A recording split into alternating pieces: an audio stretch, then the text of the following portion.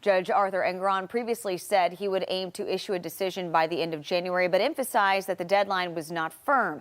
The new mid-February deadline is a rough estimate and is subject to modifications, according to the court spokesperson. So for more, let's bring in a former New Jersey Superior Court judge and host of the Judging Freedom podcast, our friend, Judge Andrew Napolitano. Judge, so great to have you with us. So, okay, Judge Arthur Engoron puts the decision off until mid-February. What do you make of all of this? Well, first of all, the goal of the end of January was set by the judge, and it was just a goal. It wasn't a hard and fast date. Okay. And we all thought that decision was going to come down on Wednesday, January 31st. On Monday, January 29th, the special monitor in the case, the retired Judge Barbara Jones, who's been scrutinizing the Trump organization, she was appointed to that position by Justice Engoron, issued a report.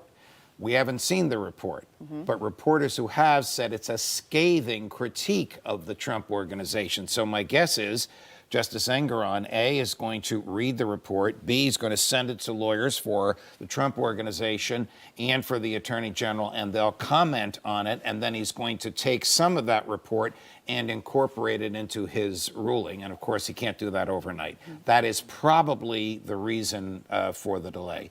I don't think either side expected her report to come down this early and to be this critical, but it did, and it was. We love having you on because you're our guide to all things legal, and something we've been talking about all morning that you and I were just talking about off camera is the situation that happened here in New York City with the migrants attacking those two police officers right in Times Square. It's horrific. We've all seen the video. Of course, they were arrested, but then just a few hours later, they were released. No bail. What do you make of this? Because I know you're pretty fired up about what happened here. I am fired up about it, Charlotte, because, and people need to understand this, judges cannot slavishly follow the law. Sometimes they have to do the right thing. Sometimes they have to invalidate the law in the interest of a higher good. Society cannot last very long if people can attack the police, physically beat up the police, and get away with it. These are people with no roots in the community whatsoever. We don't even know what their names are. It is insane to release them. I would have invalidated the no bail law when the object of the crime is the system itself, the police, judges, people like that, and I would have locked them up. That would have sent the issue up to the appellate court on whether or not I did the right thing. In the meanwhile, they would be incarcerated. They wouldn't be out there free to do it again.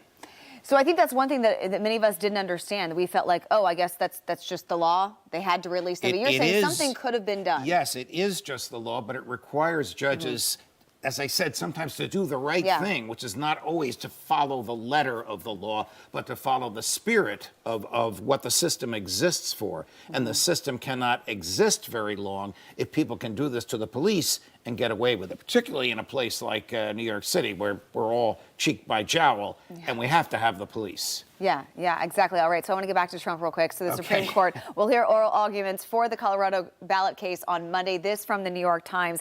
The justices are expected to hear the case, Trump v. Anderson, on February 8th, less than a month before Super Tuesday, when many states, including Colorado, hold their primaries. What do you expect from this appeal? I think that the Supreme Court will invalidate the Colorado decision and set down standards for the application of the 14th Amendment. Colorado went one way, Minnesota went the other way, Maine went a third way.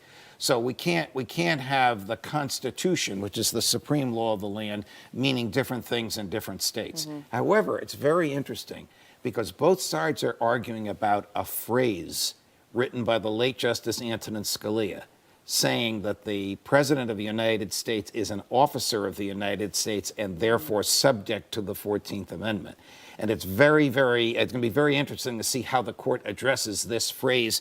But Justice Scalia, who right now is a demigod in court lore and court legacy, and the court would be loath to disregard what he said. So I'm looking forward to the oral argument, but my prediction is the Colorado decision will be invalidated. The court will lay down standards for the application of the 14th Amendment as to whether or not it even applies to the office of the presidency, and we'll be back to square one. The bottom line is, though, people should decide, the voters should decide, not black-robed judges, who's going to be the next president.